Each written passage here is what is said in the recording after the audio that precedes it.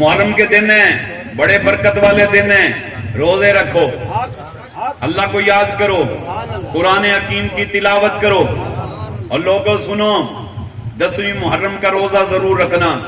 10ویں محرم کا دن بہت بڑا دن ہے، بہت بڑا دن ہے۔ یہ وہ دن ہے جس دن آدم علیہ السلام کو جنت سے باہر بھیجا گیا۔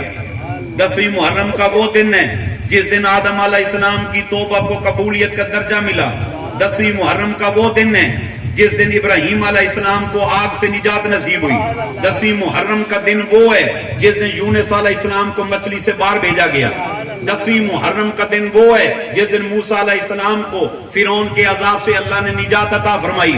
10ویں محرم کا دن وہ ہے جس دن یوسف علیہ السلام کی ملاقات یعقوب علیہ السلام سے یا نبی سلام علیکہ، یا رسول سلام علیکہ، یا حبیب سلام علیکہ، صلوات